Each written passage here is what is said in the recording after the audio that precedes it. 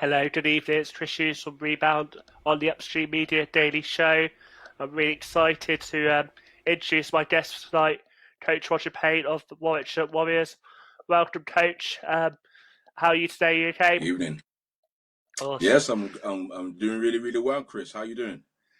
Not too bad. I say it. We were just chatting before air, but it's been great having this platform to talk basketball. I've really enjoyed it during this lockdown. We want a few positives from the lockdown. If anyone's new to the channel, give Upstream Media a like and subscribe for all the latest daily shows. We have some great content throughout up to the next season, and I'm sure to look forward to see what's next from the channel. I thought we'd just start a bit about yourself, Coach. What inspired you into coaching and sort of your journey up to now with this new franchise? Yeah, well, I'm gonna show my age a little bit now for some of the old heads. Well, I started basketball back in 1979. When you had when Coventry and Birmingham was a hotbed of basketball, and it's getting back to that now, which is great. But we had the likes of Team Fiat that were best at Coventry Sports Centre. Mike Maddox and Bob Hope were running at the time. We had some great coaches, Bob Mitchell, and then they became, as you know, Birmingham Bullets. And I played for a while, two really bad injuries, Achilles, and I turned my hand to coaching. Um, so with coaching, it showed you different aspects apart from being a player, of how you can learn to progress and help others. So I stuck with coaching, was really good at it. I've coached all over the world. So I've got great friendships and made great friendships. And before earlier we were talking off air, some of the guys that you knew and I knew. Your Pierre Fontaines and your Jay Williams and other guys, great ambassadors for the sport. And that for me was my decade. It was just before that, your George Branches, your Tim LaSalle's, and people like that. Great ambassadors for the game, and I've gone on to do great things. So for me, when I turned my hand to coaching, it wasn't just that I wanted to go and coach just because of my ego. I wanted to coach and make a difference. So we formed a business called Ballers Heaven, and a lot of us know Ballers Heaven through myself putting probably 20 or more players into the BBL. I was an agent, so I worked with players from all over the globe. And primarily, we used to bring in college players, talented college players, into the BBL. And, and that was how Ballers Heaven started to grow. But from there, we decided that, there was a big hole in the market for young British players that weren't given the opportunity, that weren't in the shop window. And, we decided that we wanted to pin our tent down in the UK. We travel a lot, as you know, all over the world, helping others from Europe and so forth. Get over to the States. We've got some great friendships in the States, top high schools and great colleges. Some amazing coaches out there, who we work with. And, we thought it was time that we put back into the community and people could actually come and be part of what we were trying to achieve.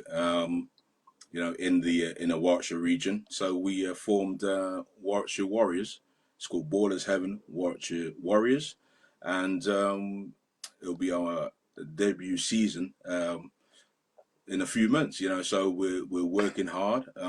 Obviously, with the coronavirus and stuff like that, there's a lot of protocols that we have to adhere to and go through.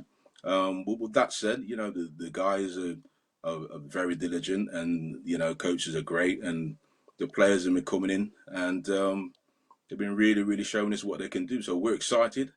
Like I said, it's a new franchise, and we can only go from strength to strength. Definitely. I know you're in the middle of the six tryouts, sort of to get your roster ready for next season. Also, just give people days in sort of scrimmages. What have those tryouts been like? What sort of talents have you seen, and sort of how far have people come to play for your club? Oh, it's been amazing. I mean, the feedback and you know, in the distance, some of these guys have been traveling. You know, is absolutely phenomenal. Um, we've got guys coming from the Isle of Wight. We've got guys coming from Southampton, Sunderland, Manchester, and London.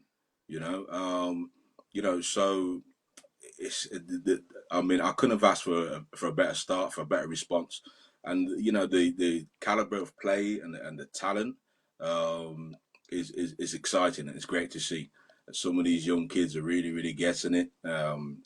Really intelligent, IQ is great, and you know, they're as excited as we are to get started and see how they do, put the best foot forward. Definitely, you said you sort of want to put back to the community, help these youngsters achieve their dreams, go to America. When you're sort of helping them on that journey, what advice do you think they should know? Because obviously, it's a different world out there in America compared to England. You've got different clubs, different dynamics. What's some of the advice you're giving to those guys going for that journey currently? Well, I mean, we are, especially myself, and you know, the coaches I have working with me are very experienced as well. And it's not just myself that lend advice. I mean, you can see some of our partners behind us. You know, great friend of mine. You know, coached him, and I've got all the respect in the world for him. Pierre Fontaine has been really helpful. His business is 360 Elite, as you can see behind me, and Pierre's been great giving advice to some of the younger guys. And you know, and what we try to, the main thing for us is education. Education comes first. You know, so this isn't just about how talented you are. They've got to realize that when they have this opportunity, more doors can open for them if their education is on point. You know, so we're not trying to encourage guys to forget about your education, come to us, and we're just going to ship you off to the States and it'll be, you know, great and hunky dory. That's not the case at all. We got to be brutally honest with these guys. You know, and it's not everyone's cup of tea. You know, some guys go to the States and they're there 3-4 weeks and are homesick. You know, you know, they're a long way from home. They're young. You know, so some guys are very mature and can deal with that, other guys can't. But with that said, you know, there's a big market and there's a big doors and windows opening for young British and European talent. You know, as you can see with the previous World Championships and so forth, the rest of the world has caught up with America. And the American coaching systems and the scouts and coaches know this. And I speak to them all the time. You know, so they know that when, you know, they see British kids be 15, 20 years ago was different.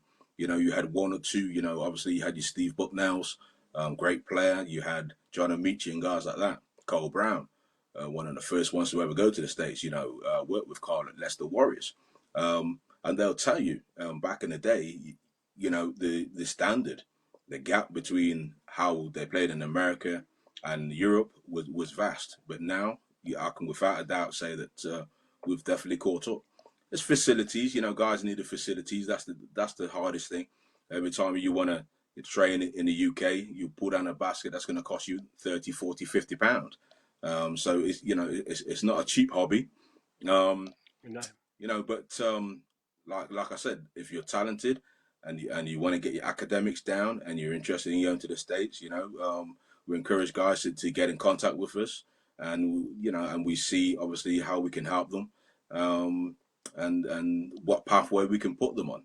But the key for us is, are you coachable, and how are your academics? That's the main thing for De- us. Definitely. So if a basketball dream doesn't carry out, they've got the education to fall back on to do something else, and also the life skills that all brings. Obviously, you said that talent sort of caught up, and I know you're excited about Pharrell Wallace-Steele, 70-year-old, played Bundesliga. Can you tell us a bit more about him for maybe people who are coming on to the show not realise because he's been playing abroad, he might not be on everyone's Yes, radar. yeah, What is it about yes. his game that excites you? I mean, when you see passion um, coupled with talent within a young body, there's nothing more exciting than you thinking, well, let me mold this young man. Let's try to make his game more compatible for the States, more complete. He's a 6'7" player. who was 6'6" by the age of 13, was a GB international by the age of 14, 15, and he went on to the European Championships and played with some other great talent in the UK, i.e. Tyrese Lacey, great point guard, another kid from the region. But Wallace still was playing in the Bundesliga. He was doing well, and but the progression for him, he needed his academics, like we said, and the first thing we preach is, look, let us help you get your grades right, and then we can see what doors we can open for you. We can work with you every day, make you a better player, a more complete player, and we had the top high school coach from America come over not so long ago, just before the lockdown.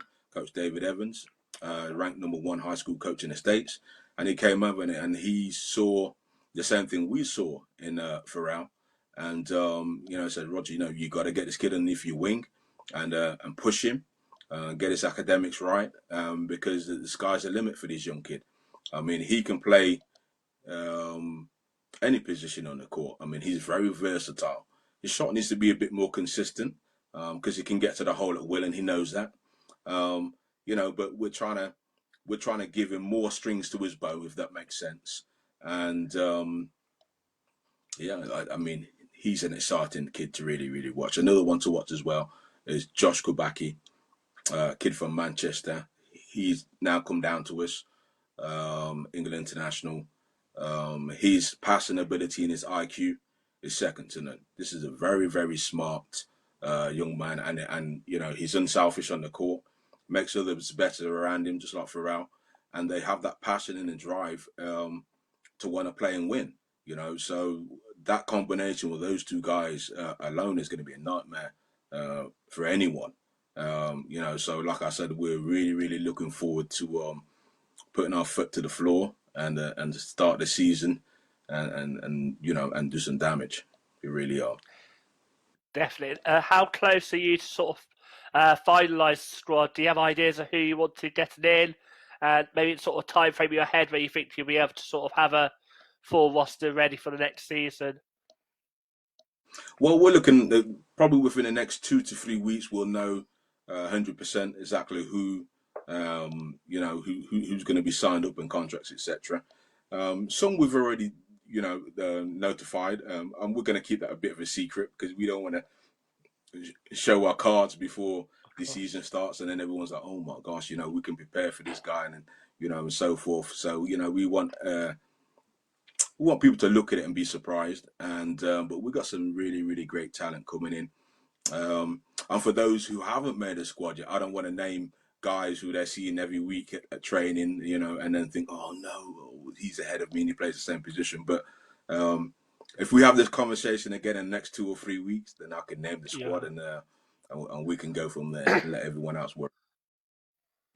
definitely. And in terms of like the tryouts, what has there been like a play that really excites you, or a combination of moves? What was some sort of highlights from some of the tryouts so far for you personally? Oh wow, that was a really good play, or that was a really good dunk. What were some of the things that excited you from the tryouts so far?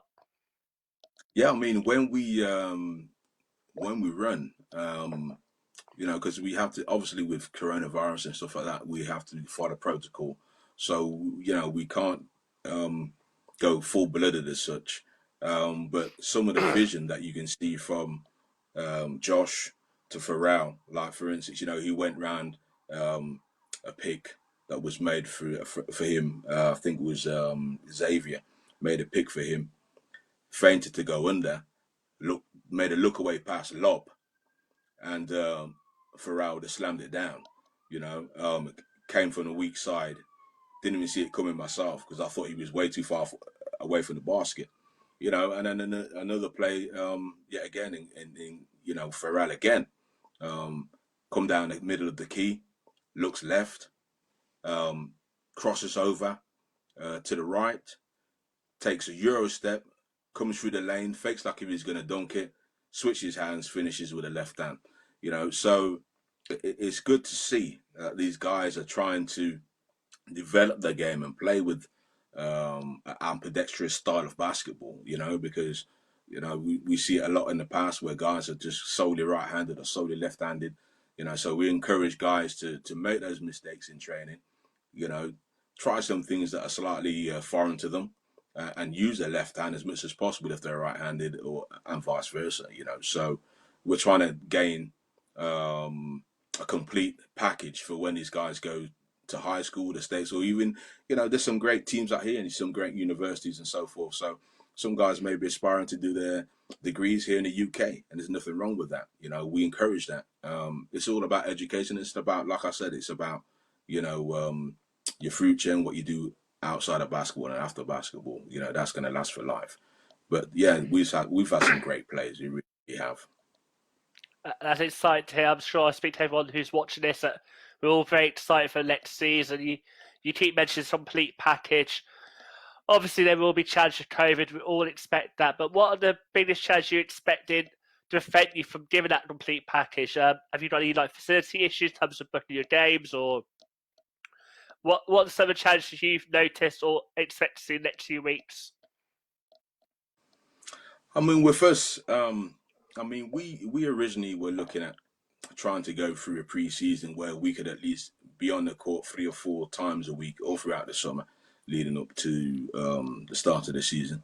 But with COVID and you know, obviously this pandemic, you got to take this very, very serious, and health comes first. So you know, we just had to be patient. Well, what we did do to in preparation to going inside, is we made sure that we had an athletics program, and a former world champion, Coach Stu, was with us, showing the guys the dynamics of sprinting and how it relates to basketball with explosion and so forth. So we had a good couple of months where we were outside on the track, and we really got some really good conditioning working, and the kids loved it. You know, cross training is a really big thing now in the States.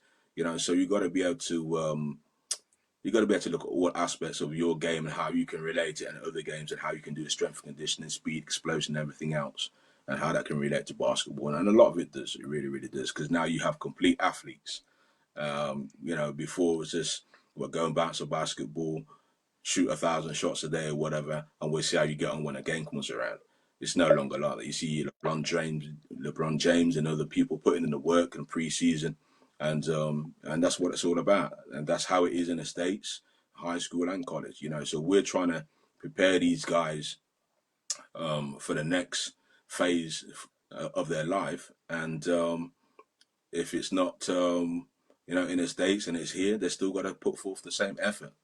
You know, so for us, we've been able to do athletics, which hasn't been too bad. It's been great. Guys have loved it. And we've been able to get inside. We haven't had too many problems from getting inside. And, you know, from the 1st of September as well, you know, we'll be on the court 4 times a week, you know. You know, so we've been really lucky. I know some other clubs and franchises are struggling um, to get inside, but we've been one of the lucky ones where, you know, the complexes and venues have said, yeah, we'd love to have you. But obviously, you know, we've got to follow protocol, and that's exactly what we've done with temperature and everything else, and, you know, all the tracking and track and trace and everything else, you know. So yeah, we're happy. You know, it's a long process, you know, but at the end of the day, I'd rather be safe than sorry. Of You know, course. we're all in the same boat, but like I said, yeah, we've been one of the lucky ones where we can train as many times as we need to. So yeah. Definitely. And say you're going to be playing at Warwick, Cryfield, Sports Wellness Hub, and it's great to hear that you'll be able to go in when the season starts out, say November, October, or January. Um, Obviously, even when the season starts, there might be tons of participants watching, limited seating. But if COVID wasn't there, how many spectators could you have in that arena hypothetically?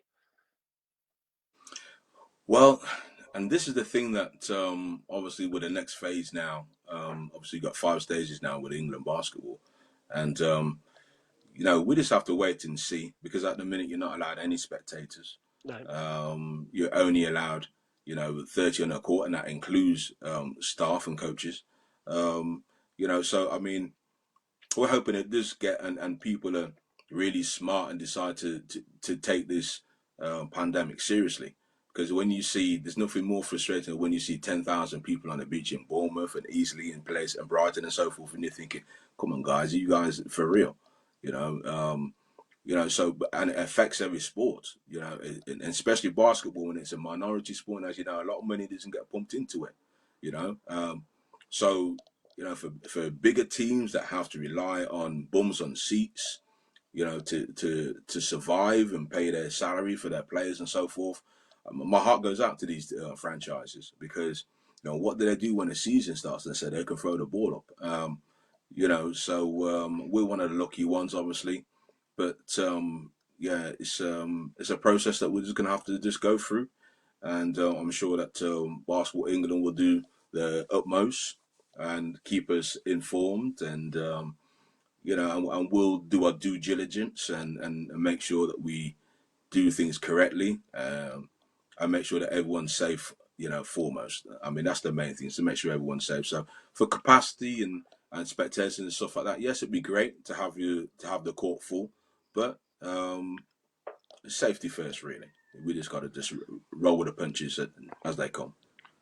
Of course, and I think we just have to wait and see what happens. But I know before we were talking about you guys wanted to walk before you run, and you've got a few teams in the league next season. But can you sort of tell me what you also got the regional league too? And can you sort of tell the viewers sort of the plans for that? Because that sounds really good for the local community and has a good pathway for players who maybe not played before to have that NBL pathway. Yes, I mean, I don't know whether many people know because obviously, like I said before, basketball is a minority sport. But with that said, it is the second most registered sports for youths, and I think we have to some of the work that's being done. We have to realize that a lot of these governing bodies are really, really doing a great job because you've got a pathway through the YBL. You've got local leagues in the Warwickshire League and other regions where guys can come in and play, and as well girls can come in and play. I mean, on our team that we've put in this year, we've got some females, and which is great. We just don't want to say, well, because you're of a different sex, then you shouldn't be playing. If you're talented enough, you'll play, and we'll coach you just the same as we would coach any other talented player. So I think local league is very, very fundamental because, and it's very important because that's where I came from. That's where a lot of the guys came from. Whether it's a local league in London, Birmingham, or anywhere else, is fundamental for these guys. And not everyone can play on a national league level. We understand that, and so do the federations. But I think they've done a great job with putting the YBL in place and other associations and federations like Warwickshire League, West Midlands Leagues, etc. And I think there's more and more teams being put in every year. When I first looked at it a couple of years ago, there was hardly any teams. Now you got 40, 50, 60 teams. So Kim and those guys are doing a great job in the YBL. Mike Maddox is doing a great job over here in Warwickshire. And, there's some longevity in it, and people are playing and they're playing it hard, and there's some talented kids coming out of it. We've taken some local league kids who are going to be playing National League for us this year. So yes, we do need it. We need that support as well. Without your local community for any team, whether you're National League, BBL, or anything else, you need to get the community involved. And we do a lot of work in the community. And we encourage, guys to come and do workshops and one-on-one coaching with us and so forth. But the response that we've had has been great, in the local community, radio, etc. It's been really, really encouraging, So, yes, we are amalgamating ourselves with the local league, and we've got some deep roots in it. I mean, we were in Spain in April last year, and we took 4 or 5 guys from the local league, to the youth championships in Valencia, and those guys continued with us. And even before we even decided to form a franchise, I've stayed positive, continued to train with us, and now we've put that National League team in. Some of those guys are the nucleus of that team and have developed amazingly over the last 2 years. So yeah, yeah, the community really, really does play a prominent part in what we're trying to do. Definitely, it's good to hear because I feel like basketball's a sport that it's quite easy to sleep on. And in my journey, I sort of only came to it late, and I know from doing the show, quite a lot of players come to it late. They try football or another sport first, but obviously working in the community is fundamental to grow the game. What are things for you personally you think are really important to help grow the game at a grassroots level, get more people aware of it at a younger age? I think obviously camps, you know, camps in the community and so forth, the work you do in the community as well. And not only with basketball, you got to make yourself accessible as a franchise, whether it's helping, the elderly, whether it's going out and providing food for the homeless, whether it's going out and seeing a homeless guy on the streets and you decide to help him and go and buy him, a pair of trainers or whatever, that's how connected we are with the community. It's not just about ball is heaven. It's about the family that we have around us. And if we can help anyone else and change their life, not just with basketball, um, we can change someone, help them get a better education, or they could be have any type of problem. So we encourage guys to not only come and speak to us about basketball, we encourage guys as well to come and speak to us just about everyday things sometimes that could be troubling us. So we do a lot of mentoring as well. Um, yeah, it's definitely the way forward, I think, for us, and definitely in the community where we want to be based. Definitely, it sounds all really good. Like when I look at clubs like in the BBL doing well, you've got Newcastle, Plymouth, Leicester. They all do really good work in the community, which I think helps them grow on the field. Obviously, like you said, you want to walk before you run, but what are some of the maybe long-term ambitions for the franchise looking forward? I mean, we've been working behind the scenes for a while now, and I think for us that we've given ourselves a 3 year plan, and the 3 year plan is to make sure that we put our franchise into the BBL. We want to put our money where our mouth is. We've got affiliates in the states and other partners who are interested and said let's do this. So that's what we want to do. We want to make sure that we are a sustainable product, and we're not just there for, as they say, one and done. So we want to be, you know, like I said, a sustainable product and has some longevity. So our goals are to, a couple of seasons on, 3 seasons max, is to put a franchise into the BBL. So that's what we're working forward to.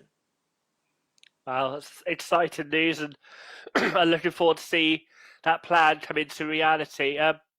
And I know with Ball is Heaven and yourself personally, you're very invested. I can tell from talking to you about the juniors and giving them that complete package in terms of opportunity on and off the court. And it definitely seems to be something, but it's been championed by quite a lot of people. For you personally, is there a reason why you think maybe it's not done more?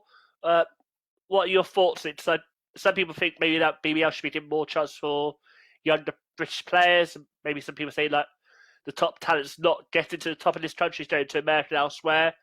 What do you think are some of the problems that British basketball should improve upon, in your opinion? Well, I think they've got to take advice more than anything. I think that, you know, with any business, I think that you got to take advice from the guys who've been there and done it. You really have. You got to take advice from your Luau Dengs, your John Amichis, your Steve Bucknells, your Carl Browns, and people like this. Because these guys are the ones that paved the road for guys like myself and other guys, and for this younger generation. For British players to be able to go abroad. But yeah, I think they you got to sit down, you got to and think. We got to get advice from these guys, pops and other guys.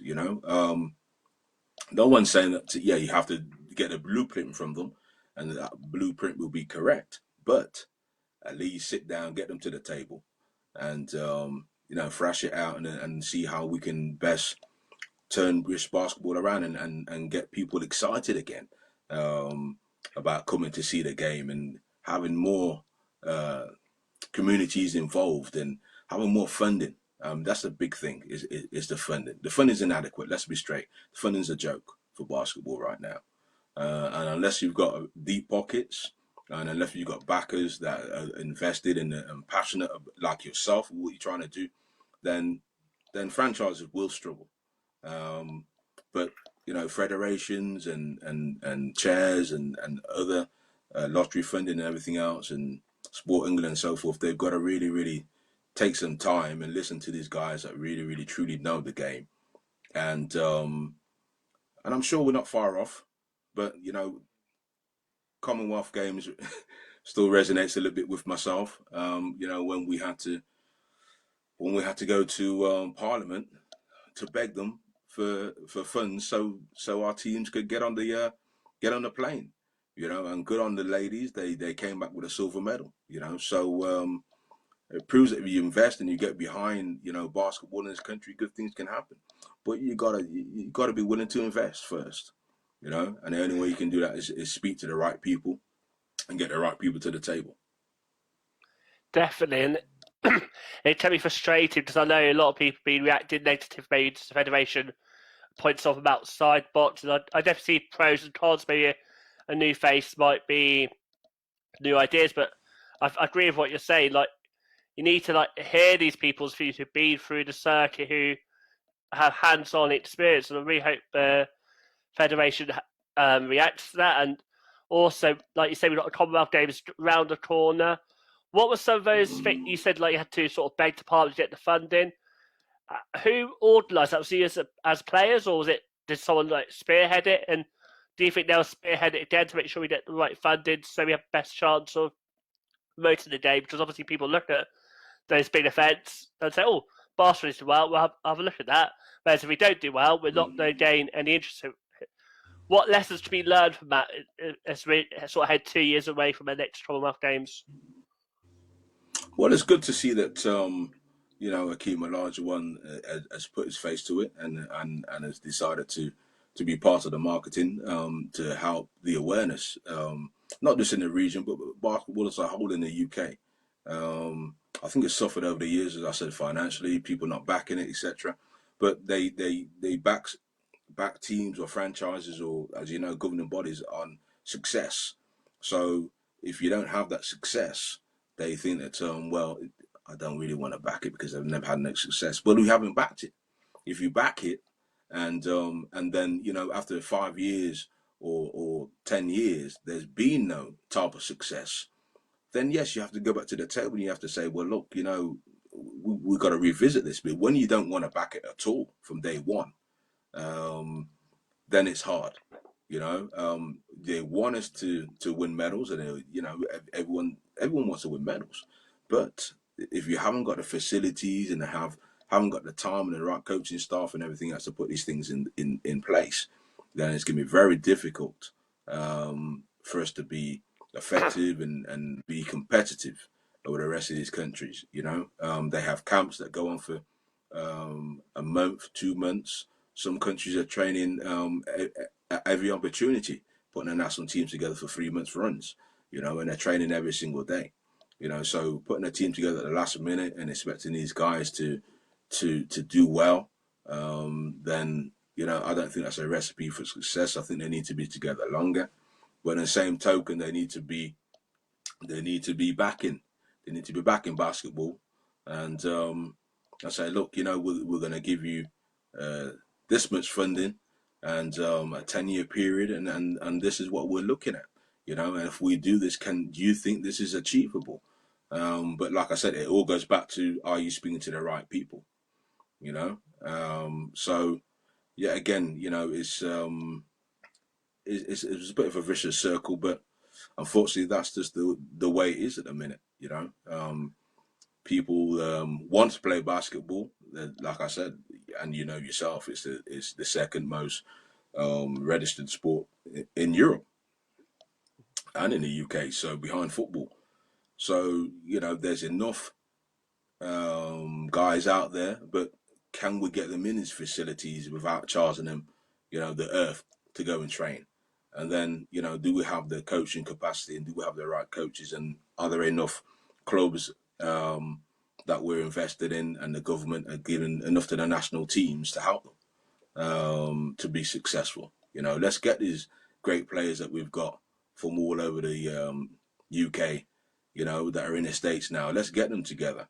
Let's put our money where their mouth is. And I'm sure that if we did have the likes of some of the great players that we've had in college and in the NBA, we'll be winning medals without a doubt.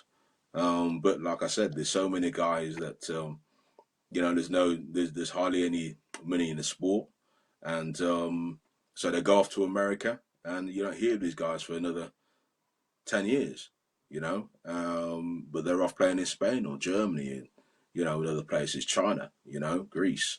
So not to say that they're not doing well, but I'm sure they'd like to be called up for their country, and we can win some medals, But it's not easy. I Definitely. mean, it's easy me us sitting here, talking about it. But Yeah, again, no, like I said, the right people have to be around the table for it to be able to happen. And then, and we've got to listen to people who know what they're talking about. We really have, as a federation.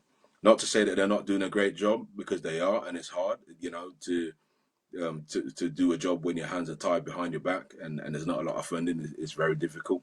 But the more people around the table, the more opinions you can have, and the more you can get down, and hopefully out of that, you can the process will start moving from there. But you got to get people around the table. definitely. And one of it, like hearing these stories, like from guys who've been out on the circuit, but at the beginning of lockdown, I think Llewellyn Dane and Potts mentioned that great show, and I didn't know, but like, the federation could actually afford Llewellyn Dane's insurance if he got injured, and it was to aid them to get that insurance money. And I imagine that's still an issue today, Mm. preventing them getting from the insurance to pay these guys if they got injured on the court. And I know we're both sort of bit, we think it's getting there, but we're not sure. If we were here, come back, chat again in 5 years' time, what would you say would be a positive step forward? Would it be like BBL clubs all having their own facilities, or what for you would be a success of British basketball in 5 years' time? To say we were here at today, but actually since then we've done all this. What would you think to be the best thing for them to focus in 5 years to help clubs and also help the game in this country? I think funding the more elite players. You have other federations that are funding elite players to go and be able to train all year round. To not have to pay them to go in facilities, not have to wait till their clubs call them to go and train, only 2 or 3 nights a week. If they're pros, treat them as pros. Get behind them. If they were to win an individual medal or something, they have them all over the television, because it's a team sport. Um, and it costs, probably little bit more than an independent, athlete. Then sometimes, I think they're put off by that. But with that said, with any sport, if you don't get behind it, there's going to be no success. So for me, really, I think the next 5 to 10 years is that you really have to decide how, as a governing body and how, as a government, you want to back minority sports in this country. Um, do you only want to back it when we have a little bit of success, like the women had in Australia when they get a silver medal, and then get behind them? No, it shouldn't be the case. You should be backing it at every level, um, because then you would keep the interest. I mean, there's some great talented players that have gone by the wayside. They get to 18, 19, and you never hear from them again. Um, so that's sad. But you've got a lot of professional players that could be playing in this country, because salaries are so low, because the price that you have to pay for the hire of a hall is so high that these franchises can't afford to pay them. So they go and find employment elsewhere. Because they got to survive. You've worked so hard. You've got your degree in the States, or you got your degree here, and you've gone off. You've tried to play. and you know you're getting paid peanuts. And if you go to another country, they want to pay you, you know, what's a good, you know, it's a good salary. And so, what's the incentive to stay and play in the BBL or in National League? There's hardly any incentive. So you know, when you've worked so hard with anything, it could be your everyday job. You know, you want that promotion. You know, and for athletes, it's being rewarded through salary. And so I think that if probably local boroughs and so forth didn't charge so much for the court hire, um, you know, you'd have more success with players staying in the UK, and you could develop them more and get more people on the court more often. You know, so yeah, it's easy said, but for whatever Yes, reason, you know, it's not easily done. definitely. I think you should mention BBL. I don't want to be critical of BBL because I think they have good steps in place and we others. But in terms of competition, what can be done to give very short time in the BBL or in other places so that they get the best competition possible? Yeah, well, what's interesting is that I don't know if you watched last year's final where you had Newcastle who nearly got beat by Solent. I was there, So yeah. so being a BBL team, like I said, is they managed to scrape that out in overtime, but really Solent should have won the game. They had more than enough opportunities to kill Newcastle in regular time, and they didn't put their foot in the neck. And you know, so it just goes to prove that with Solent, if you have the capability to be able to go and train 3-4 times a week, you will catch up with your BBL franchises. Um, because you know these guys are just as talented, just as passionate, and a lot of the guys who play in the National League went to the States. A lot of the guys who play in the National League play for these junior programs, you know. And the only reason why they're not playing in the BBL is because they can't commit to 3 or 4 nights a week because they're working. They got family they need to look after. They got bills like everyone else, you know. So unless they're given a good salary to be able to play in the BBL, I'm not bashing the BBL. Don't get me wrong. I know it's hard, and we're looking to to to go into the BBL as well. But what I'm saying is that the gap between the National League and the BBL, you saw it yourself last year. It's completely changed. There used to be a big divide in talent, but Solent proved to everyone that no longer, no longer. And that's because they can get in their facility 3 or 4 times a week. That's the difference. Where not a lot of National League teams can only get in once or twice a week, you know, so because of costs, you know, so I don't think there's a big divide anymore. Like I said, it's the same scenario with the USA. The rest of the world's caught up, you know, so they've put USA on notice. That's why you find a lot more European players in the draft now, you know. So yeah, it's exciting times ahead. I think most definitely. But Definitely. yeah, the National League's doing really really well, really well. Definitely, you would hear me say I think nationally is doing really well. I don't think like you to say all the national NBL D1 clubs at the same level BBL, but definitely 5 or 6 doing well. A lot of them have access to the facilities or Oh, definitely, yeah. have that player pathway. So like Soda, for example, Matt Diamond coaches the under 18s. So you've got players there who've been through the whole path, which I think you alluded to. For you guys trying to have that pathway from the juniors to the seniors. And with other clubs, it's a bit harder because they have that BBL franchise but nothing underneath, and they're looking at USA players stepping stone to go off to the BBL. Um, I'm really being too critical of BBL because there's other good work to doing, and I think actually this season coming is going to be really exciting for BBL. You've got London Lions in Europe, and Oh I've yeah, seen some amazing. Yeah, Vince is recruitments doing an amazing elsewhere. job. Definitely. What do you think that'll do for the BBL having Lions obviously got their extra investment and obviously they'll be competing in Europe this season. Do you think that have a real good knock-on effect for the BBL in general? Well, we're hoping so. I mean, you're hoping so. You're hoping that you know you have big conglomerates that are coming and say, you know what, Is there a team that I can invest in? You know, like your Newcastles and other teams below them, because this ain't just about London Lions. Obviously, they've made a first step. I mean, but you remember back in the day when you had Steve Bontrager and people like that, and London Towers and Carl Brown, and these guys were playing against Bologna and Panathinaikos and these guys in the EuroLeague all the time. You know, Steve Butler and these guys who were playing in EuroLeague. You know, so it's nothing new, but it hasn't been done in such a while.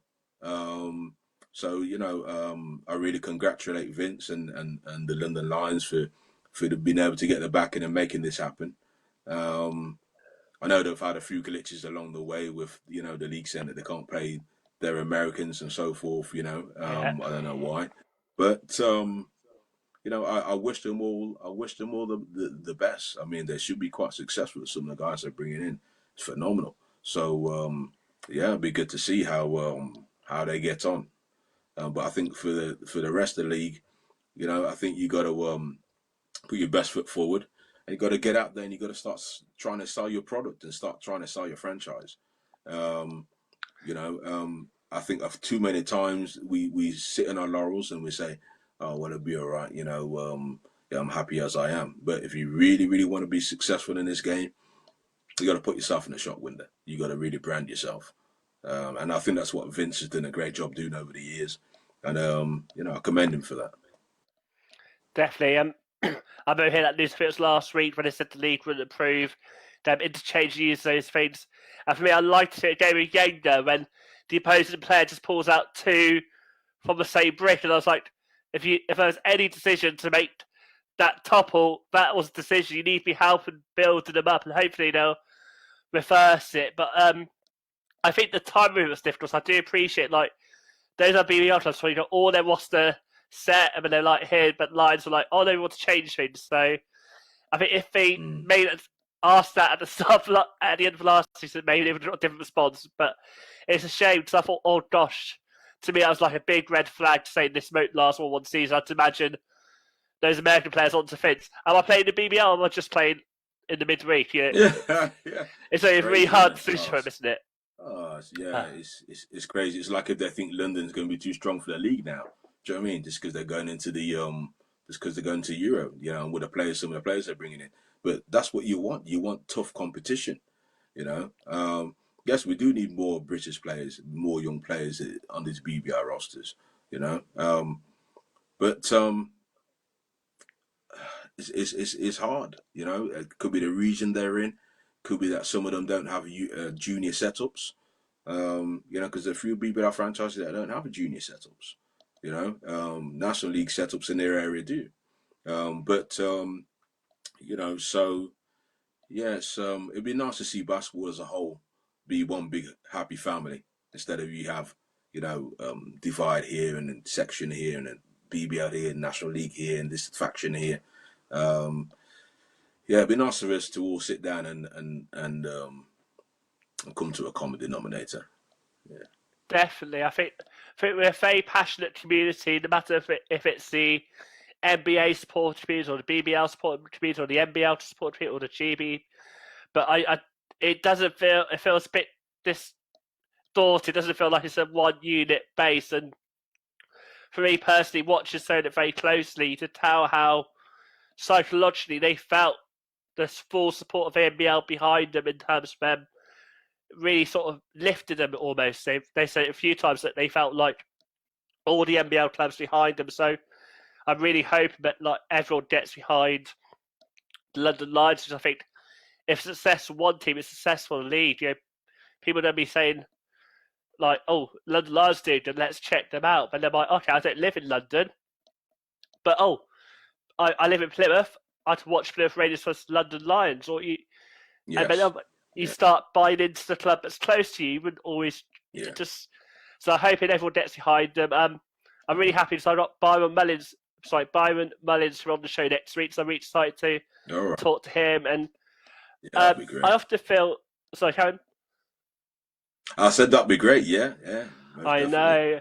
I'm really excited to I see think there'll obviously be on a that beacon for NBA. the league. Yeah, there'll Yeah, be a beacon for the league, and I think there'll be a measuring stick for the rest of the league. I think there'll be a target in the back, no doubt. No doubt there'll be a target on their back. Because when you step up your game and you go and play with the big dogs, everyone else is going to be looking to knock you off that pedestal. Yeah. Don't get it twisted. London are going to be they're going to be targeted in the BBL because there's going to be a lot of players that think they should be on that roster that got dropped off that roster last year, etc., and other BBL teams, Yeah, and they're going to be all right. Let's go to war. definitely. Yeah, it's healthy. It's good. It's good for the game. It's good for the Definitely, and I game. think it's exciting. You say you want something exciting, and I think if London lies around in Europe, it's something exciting for the rest of the teams. And I definitely agree with you. Maybe a target on the back. Um, I don't know how you. Obviously, you know the game for quite a long time. But do you feel there's like a disconnect between the players and the fans? Makes in terms of lockdown, there wasn't much media attention. But what do you think the community itself to do to grow the game further? Because I think content creators to have a really good role in terms of growing the game. I mean, it's hard. It really is hard, especially if you have a local talented player that you're trying to get behind in the community. Um, and unfortunately, that player's got to probably work full time. So how do you then get that player out of the community unless he's got sponsorship? So then, yet again, it's down to the back room to say, look, um, we need help, and this is the way we need to do it, and this is how we're going to do it. And then it eases the burden on him a little bit financially, and he can step away from that 9 to 5 job, and then he can be that brand. Do you know what I mean? And I can help push himself and help push the franchise. So yeah, again, it goes back to can we have facilities that are cheaper?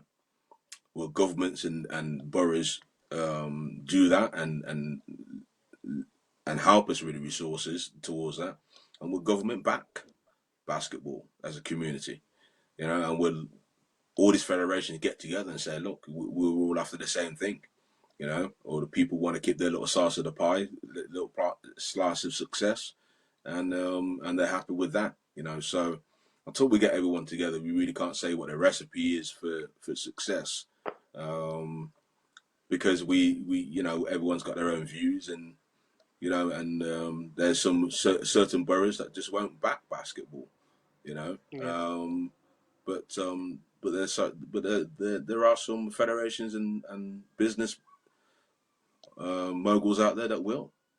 So I mean, we're lucky because we've been put forward at such an early stage for what we're trying to do, and people see our plan 2 3 years ago, and we're taking our time. Like I said, we're taking baby steps, and we've got a lot of prominent businesses and partners involved that want to take that journey with us. I mean, we're lucky. We don't get me wrong. We've been working hard and we've done our due diligence and everything else, and but we're confident that we're going to be taking the right steps. But like I said, baby steps first. But yeah, so back to your question: is that the guys that really really need to be able to brand and can brand to make their teams better? Unfortunately, if they're working 9 to 5s, it's going to be really, really hard for them. They don't want to work 9 to 5s, but through necessity, a lot of players are having to. It'd be great if you did have talented kids like Josh and other guys and Pharrell and other kids around the country, Latrell and Tyrese Lacey and these kids that get these perks where they can go in and train for free and so yeah, forth, and they help develop, and the coaches can help develop them and get given that big boost. But until we change the way we think and the way we think about basketball as a whole, then that's the way it's going to stay, unfortunately, for now. definitely. It's almost a vicious cycle until one thing is achieved, the other can't help itself. And yeah, when I started covering basketball, it's so obvious, but the people involved in it working so hard, they can't actually do much more. Say not the 9 to 5 job, Mm, got basketball trade, got matches. It's really tough to get that exposure. But I feel if they had more exposure, there'd be more funding. And like I say, Correct. at some point in Yeah. the line, someone's got to put the money in to sort of improve that cycle. And I see you're making some good steps there. So I love your little advertising board behind you. What advice would you give to clubs to make that big uh, baby step? In what direction would you say is most beneficial in terms of finding that brand that will back you a little bit? Well, at first, you got to be passionate about what you're trying to do. You got to live it and breathe it. Um, yeah, it just can't be a flash in the pan. You've got to have that track record. You've got to have that pedigree, and you got to have those connections. You got to decide, how do you want to brand your business, and how do you want that pathway of success, not only for players but for yourself. So how do people view? How will people view your business? How can people be involved? Um, and you take advice. That's the main thing. You got to take advice from people who have been successful. You can't approach people without a business plan. You can't approach people without knowing what you're talking about and being passionate about what you're talking about. People want to see proof in the pudding. So for us, having our affiliates in the States and having our conglomerates and affiliates here, um, then that's great. So we're helping, not only helping ourselves, but through helping others. It's enabled others to look at what we're doing and say, look, how can I be involved? And we really like what you're trying to do with the kids and the pathway you're trying to put them on, and how can we help you push that forward? Definitely. And obviously, you say you make those baby steps. You'll be in the NBL men's and obviously juniors. And obviously, you want to give those junior players the best level competition.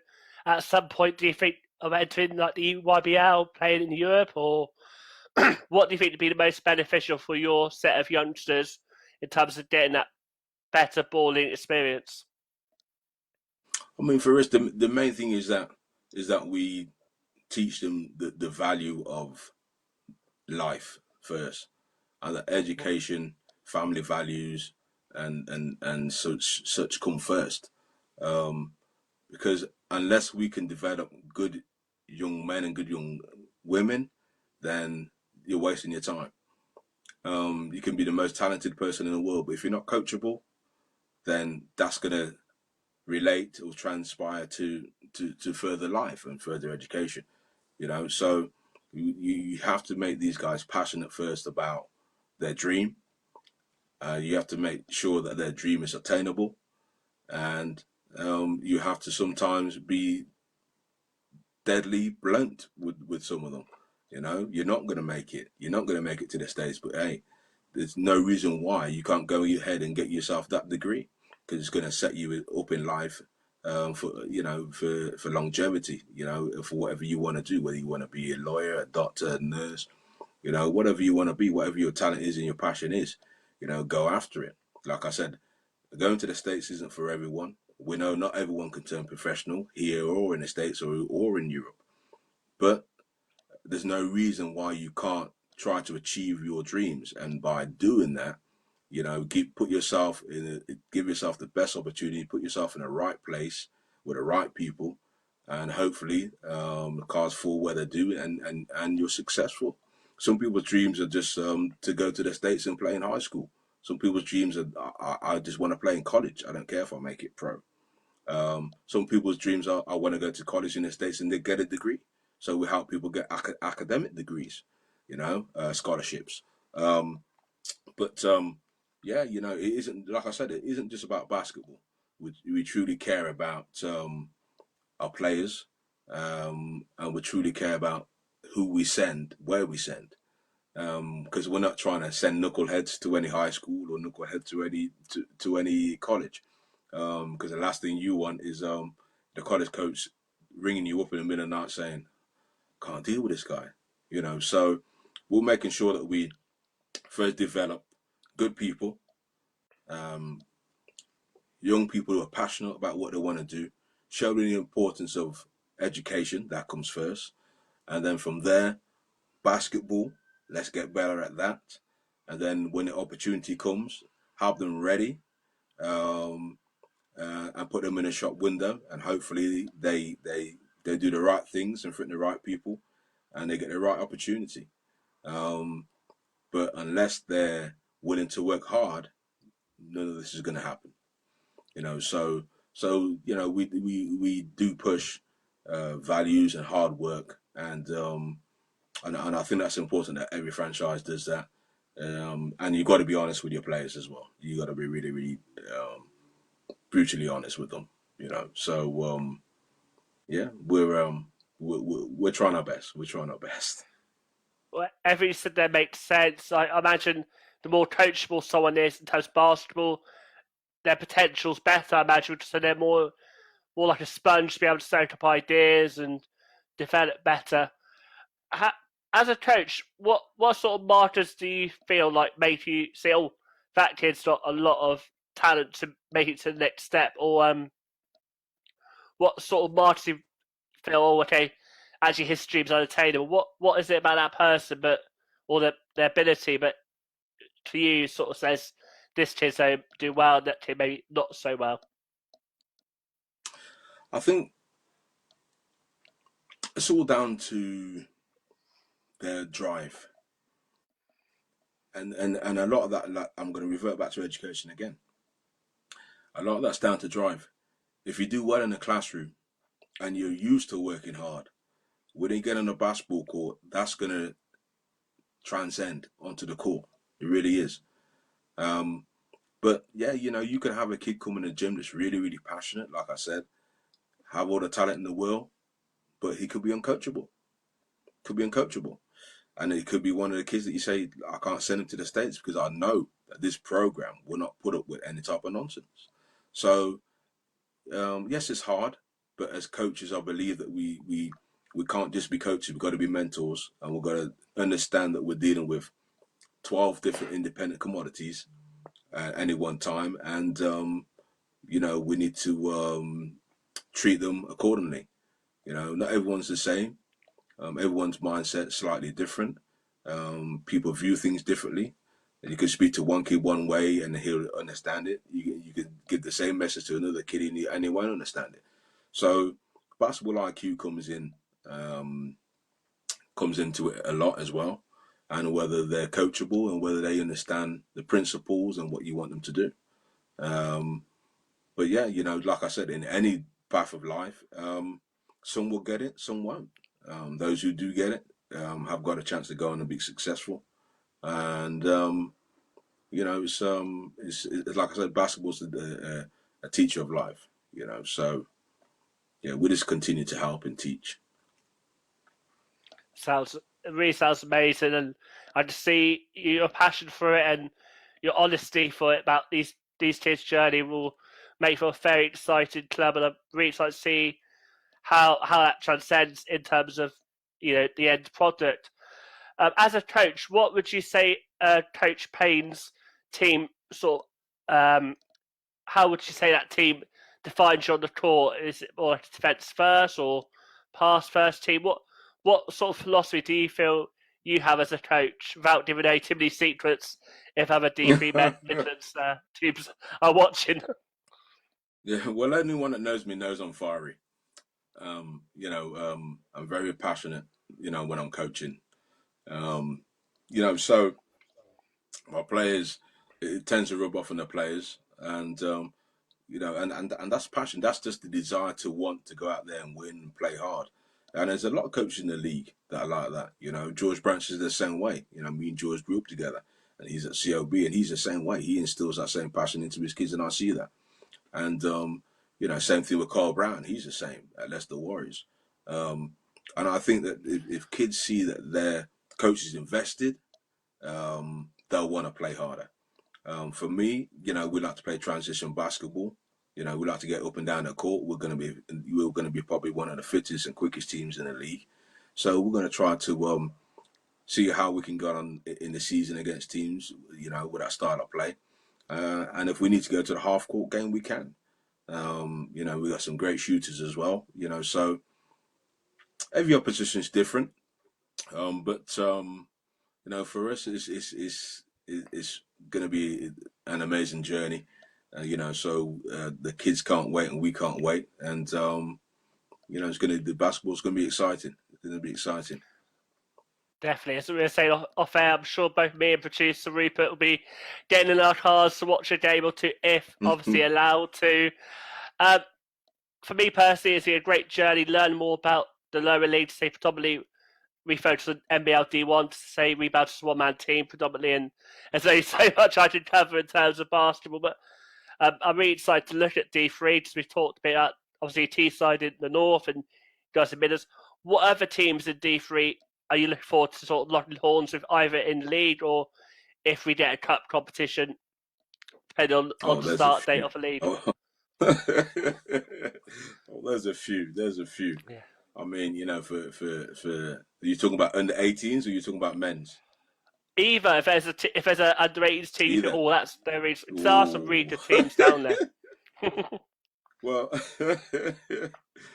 well, with under eight, let's start with under 18s, and I'm not trying to upset these coaches now, because some of them are good friends. But Yeah. I think for under 18, Stoke-on-Trent, without a doubt, Stoke-on-Trent. I mean, Jameson's got his boys playing hard. They're feisty. They don't back down, and they scratch. Taylor Newf, they scratch for everything. But yeah, so the Stoke-on-Trent's going to be one. Um, Worcester Bears, Rick Solverson's team, well coached team, well disciplined, can all shoot. We got some medicine for them. And men's, I mean, then there's a few who are going to be gunning for us, but at the same time, we're going to be gunning for them.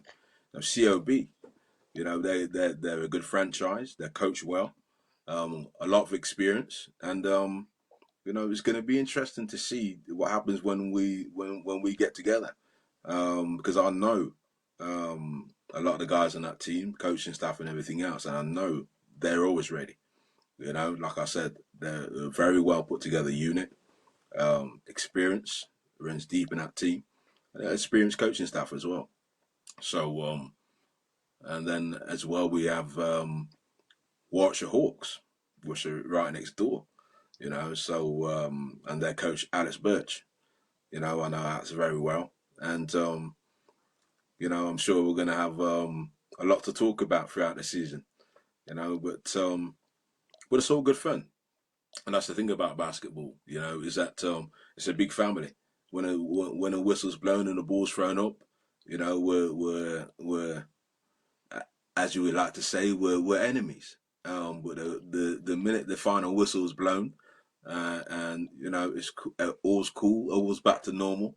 But in any sport, when a whistle blows, you want to put forth your best foot, and then winning is the recipe to smiling.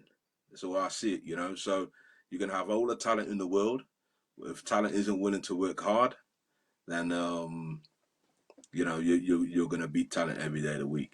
So that's what we're about. It's working hard, and we'll be doing that in training, and we'll be doing that obviously in games. So the harder we train, that's gonna put us in good stead for games.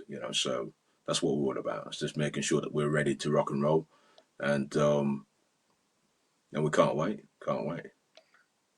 Same. I'm counting down the days that every time we refresh the page, see if there's any news about when we're getting for the new season, and obviously we're all itching and ready for the new season. Obviously, you try out, see how many players getting to that match sharpness. But in terms of like a throwback, I love what you're saying. Like, it's a big community, a lot of love, and I to imagine you being a passionate guy. There's been some really great highlights to you in terms of like maybe like a few words said to a different coach, like which is you say when that was sort of blown your enemies. But Mm. looking back at your journey so far, many moments, it was like a really funny moment on the sidelines. So that you sort Mm. of in an evening chuckle back while you're waiting for the new season. Oh gosh, I mean, there's been so many.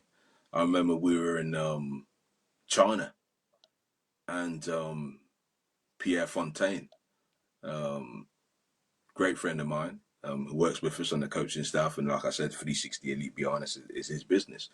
But when we were in China, um, we were in a game where the first game we got absolutely obliterated. We were playing Shandong Lions. And then the second game, Pierre looked at me and said, if you tell them, give me the ball, I'm going to show you something real good today. So I said, come on, Pete, just play. So we got into the game, and I've still got this on highlight. He took a charge from this one guy, looked at the guy and said, don't worry, I'm coming. So literally the next play, he gets the ball, comes off a pick weak side, gets it coming up between the reins, takes two dribbles, takes off just inside the free throw line. Ball never touches his left hand because his hands are like mitts. Couples the ball, Statue of Liberty dunk, crowd goes crazy. 4,000 people in the arena go crazy. That was an amazing play for me. It still stands out in my mind. Every now and again, I watch it on tape, and we grew great friendships over there in China, and yeah, that's one that really, really stands out. It really stands out. Definitely, imagine, especially if you've got so many fans in the arena and that atmosphere, it adds to the occasion, doesn't it? And I think sometimes in British basketball, maybe we're a bit too British and reserve our feelings. As I remember, when the Americans on, they always say, "Oh, they love trash talking," but when they're told it's not done here, and I think maybe we're too British. But what's some of the best atmospheres you've played in or coached in terms of your career so far? I mean, I'll tell you who's the most. I mean, I thought I was absolutely crazy on the sideline and was passionate. Carl Brown, Carl Brown, Leicester Warriors, Yeah. mate. I am passionate. Carl takes it to another level. He really, really does. But that's because he's a winner. He wants to win that badly. But yeah, man, he was a ferocious defender as a player. Come up against Carl a few times when he was at Leicester before he went over to Georgia Tech. But yeah, Carl hasn't changed at all. He's an absolute monster when he was playing and when he's coaching as well. So kudos to him. Yeah. Definitely. For anyone watching and want to learn a bit more about Carl Brown, I think it was CJ's first episode on the show. You had Carl Brown on the show, and it was a really informative show. So if you haven't watched it, you can obviously watch it back after watching this. Um, were there any other sort of memories or people who sort of really sort of when you sitting there waiting for Barcelona, that was a really good memory, or that was a really funny encounter? Like, because obviously, like you say, you go into these contests as friends, but with blows, the dynamic's different. You're both trying to get the win. What are some of the other Mm. highlights that you remember? Well, oh my gosh, there's been so many. I remember we were down in well, where were we? We were down in London. I think we were down in London, and I think I was with Coventry Crusaders. I was coaching Coventry Crusaders at the time, and I don't know if you remember him. They used to call him Big Dip, Dip Donaldson. Now Dip had some of the sharpest elbows known to man. He was at Bullets for loads of probably 9, 10 years with George Branch and the rest of the guys. I think we were down playing Reading. Within 35 seconds of the game starting, Dip got thrown out. First play of the game. That's how crazy this dude was. Like he had a guy that was giving him bows the previous time we met from Reading. Within 30 seconds, 35 seconds, Dip was gone. The referee said, I'm not having that. Mate, you gotta go, you're crazy. So Dip was like, but I'm just trying to play hard. I'm just trying to play hard. And so so he had a reputation as the enforcer. A lot of teams around the league used to call him the enforcer. But yeah, he was another guy who, like, if the chips were down, like it's you or him, just get out the way, man. Just get out the way. But yeah, yeah. Oh, that's amazing to hear. Memories like that, they sort of increase the passion for a game, and it's lovely hearing your story about it all. Um, Obviously, we've got the new season coming soon. We don't know when. Um, and you said a few of the matches you're looking forward to. And obviously, I'd love to get your view on it. Interest, obviously, your new team going D3, NBL D3, and I know you've got a bigger picture in mind. But what were your thoughts on the no promotion relegation issue this season? Because for me, I thought it was a massive blow for clubs.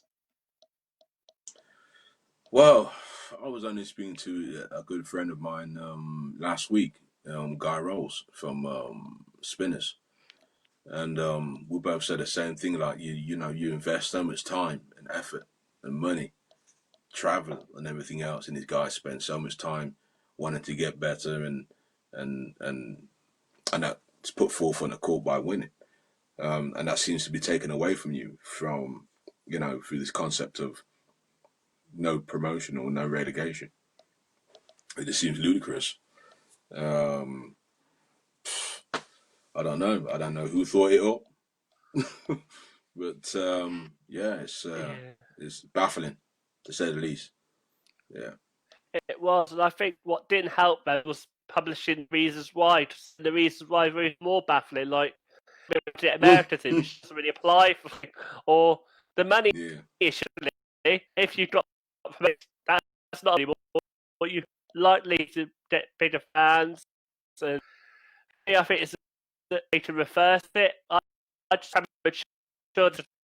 We could actually, in theory, have a full season, and then people, oh well, I play for nothing then, or unless they don't want to join 2 seasons, at least your performance counts something going on forward. But it's really ridiculous.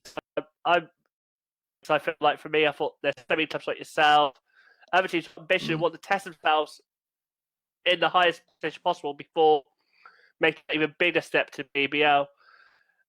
I don't want to criticise much as that just one. But what do you think?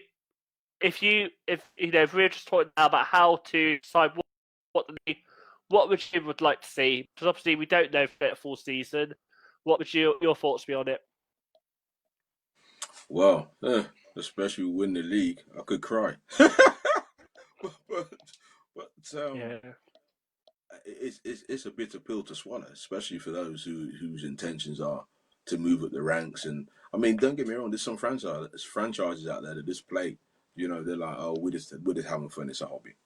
But for like the likes of myself and other guys whose reach into basketball is not just in the UK and deep and beyond, you want to see guys rewarded for having played so hard throughout the year, and you want to see guys progress and play at the highest level that they can. And I think that's kind of taken away from us this year. And people want to be rewarded for that, and I think that opportunity should be given. So maybe throughout the year they will review that and look at it and come to their senses. Yeah. And yeah. So hopefully that'll be reviewed throughout the year. Definitely, and hopefully it will, because say the competition is what makes it exciting. If you're thinking you've got a game between you guys, you decide who goes up and who's down.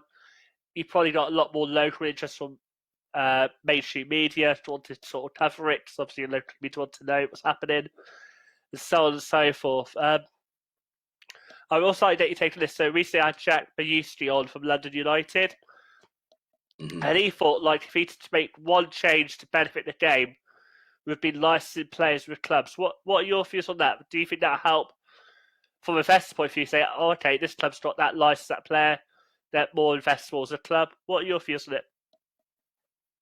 Say that again, sorry, because you broke up then. Sorry. So you had Jack Bayusti on, who's the GM for London United. All right.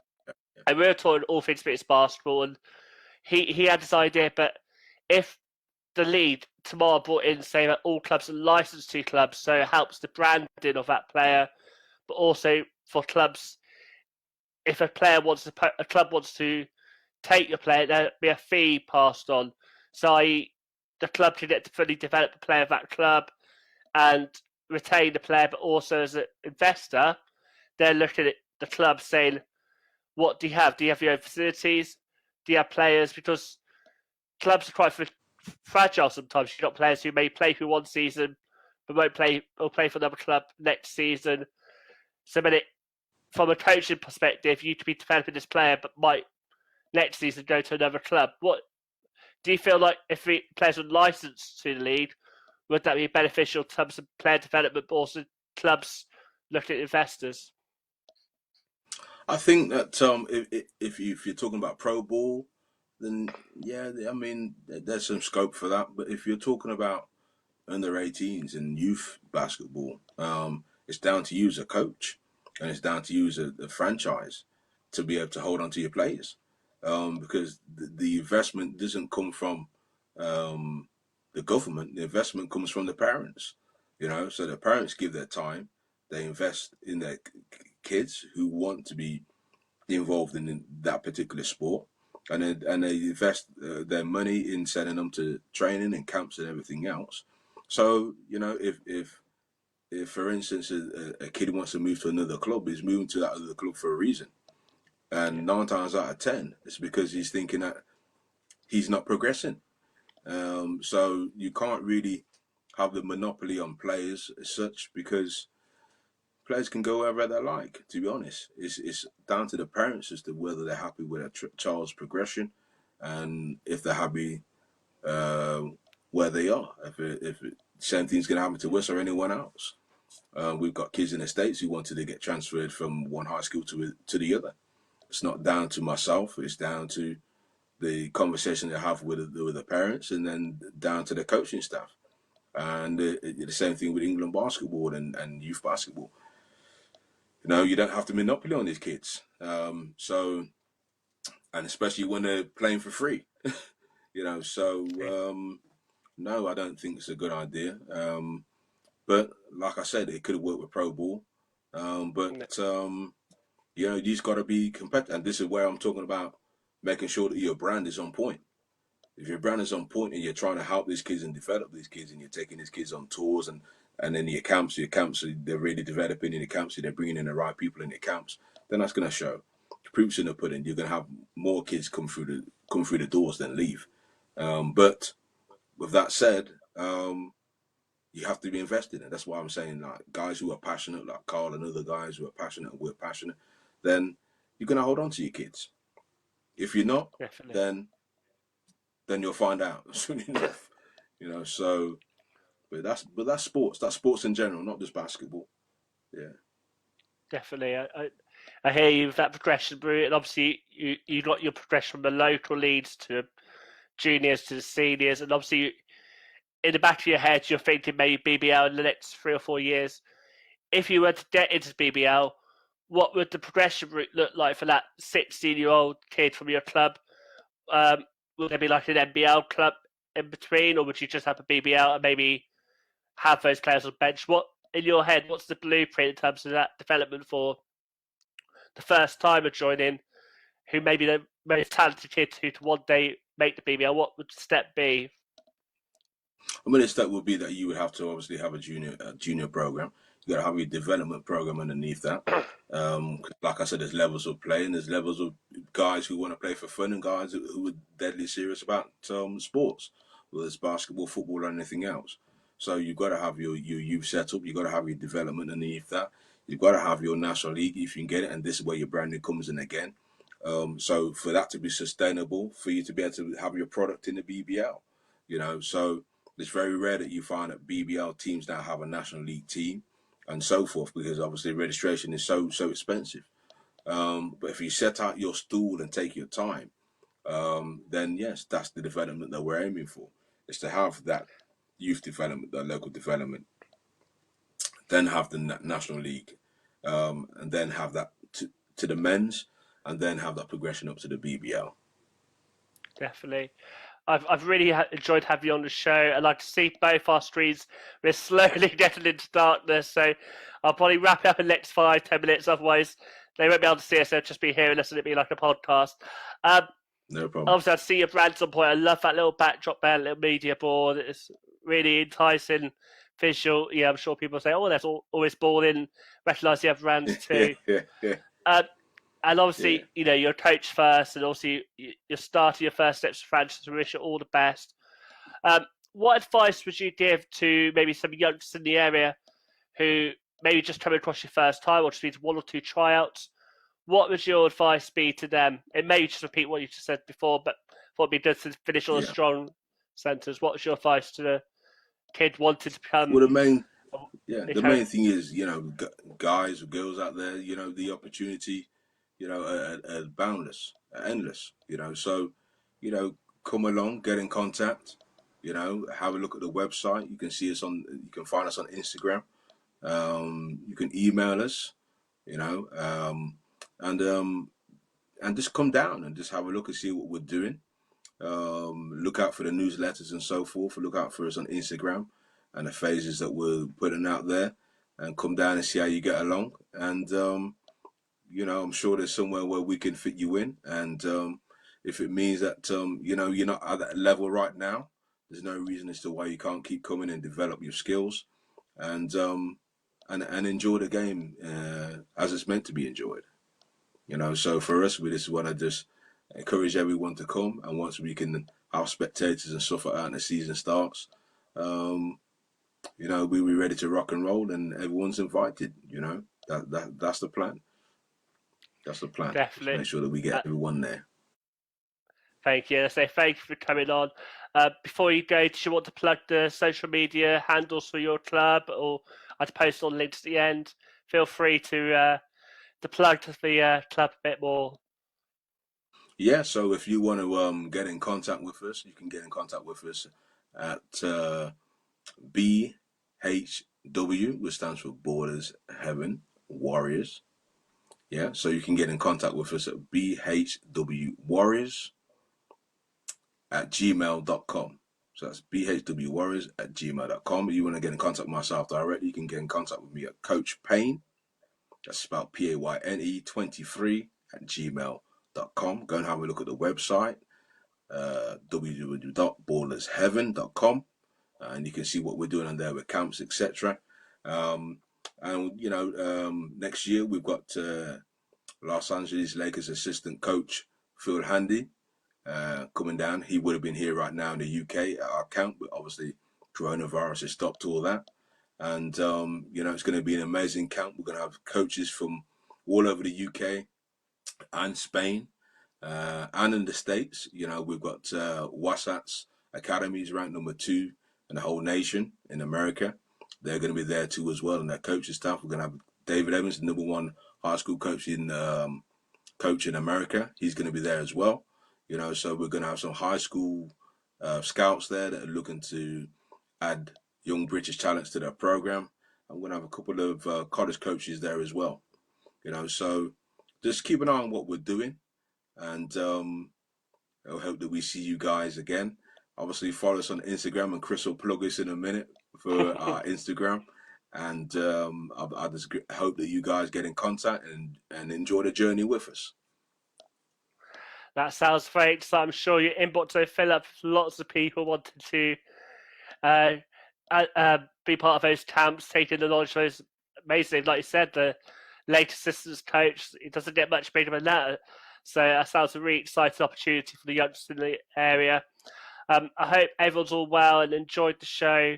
Obviously, take up Coach Payne's offer, find out more about the club. It sounds like a really exciting project, and I'm sure one that's going to grow. And I look forward to seeing how you guys get on, and maybe even eventually come to a game with restrictions taken down. So it's just great to see. Again, thank you for coming on, and stay safe. And I'm sure we'll chat again soon. Okay. Follow us on the official Ballers Heaven, guys. Follow us on Instagram. You heard Get at Coach us. there. Take care. Follow him, Great to and speak to you, Chris. you're Speak to welcome. you soon, brother. Take Bye care. bye. Goodbye, everyone. Goodbye.